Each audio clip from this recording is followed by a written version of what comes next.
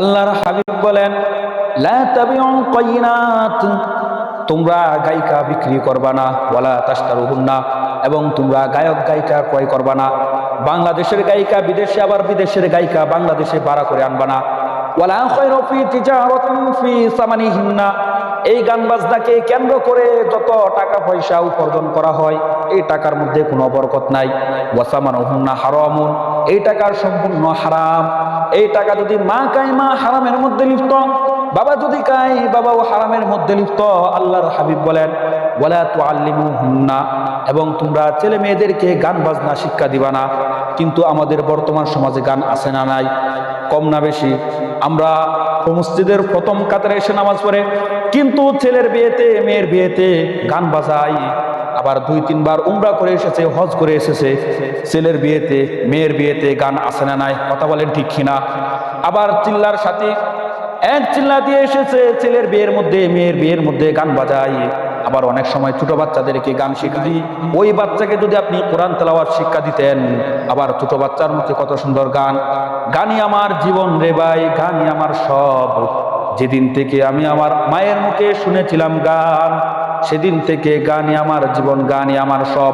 আপনি যদি আপনার সন্তানটাকে কোরআন তেলাওয়াত শিক্ষা দিতেন, নবীর হাদিস শিক্ষা দিতেন, নবীর বাণী শিক্ষা দিতেন, তাহলে আপনার ছেলে স্কুলের মধ্যে গিয়ে, মাদ্রাসার মধ্যে গিয়ে আগে এই কথা বলতো, কোরআন আমার জীবন রে ভাই, কোরআন আমার সব। যেদিন আমি আমার মায়ের মুখে শুনেছিলাম কোরআন, সেদিন থেকে কোরআন আমার প্রাণ, কোরআন আমার মরণ। কিন্তু আমরা দেই গান শিক্ষা। অথচ আল্লাহর হাবিব বলেন, আদিবু আওলাদাকুম আলা সালাসি খিসাল, তোমরা তোমাদের সন্তানদেরকে 3টি বিষয় শিক্ষা দাও। হুব্বি নাবিয়িকুম, আমি নবীর প্রতি ভালোবাসা, ওয়া হুব্বি আহলে বাইতিহি, আমার পবিত্র আহলে বাইতের প্রতি ভালোবাসা, ওয়া আলা কিরাআতিল কুরআন, 3 নাম্বার কোরআন তেলাওয়াত শিক্ষা দাও। বাইনা হামালাতাল কুরআন, কেননা তোমার যে সন্তানের অন্তরে কোরআন ধারণকৃত থাকবে, ফি জিল্লিল্লাহি ইয়াওমা লা জিল্লা ইল্লা জিল্লুহু মা আনবিয়াইহি ওয়া আসফিয়াইহি, আপনার যে সন্তানের অন্তরে কোরআন ধারণকৃত থাকবে, সে আল্লাহর আরশের ছায়ায় নবী ও ওলিদের সাথে একত্রে অবস্থান করবেন। সবাই বলেন সুবহানাল্লাহ। কিন্তু আমরা গান শিক্ষা দিই, কি গান, বাপরে বাপ! বাংলাদেশের একতারা সুর কতই ভালোবাসি, তোরা বাজারে বাজারে ঢুলবাসি, এরকম গান শোনা যাবে না। গানকে আল্লাহ পাক রব্বুল আলামিন হারাম করেছেন। আল্লাহ পাক রব্বুল আলামিন কোরআনের মধ্যে বলেন, ومن الناس من يشتري لهو الحديث ليضل عن سبيل الله بغير علم ويتخذها هزوا।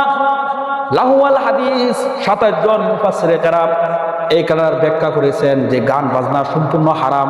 এজন্য আপনারা কেউ ছেলে মেয়েদেরকে গান বাজনা শিক্ষা দিবেন না, গান থেকে বিরত রাখবেন। কিন্তু আবার যদি কবি কাজী নজরুলের যে গানের মধ্যে ডুলের আওয়াজ নাই, বাদ্যযন্ত্রের আওয়াজ নাই, যেটা শুনলে ইসলামের অনুভূতি জাগে, যেটা শুনলে ইসলামের ঈমান তাজা হয়, এরকম গজল আপনারা শোনাইতে পারেন।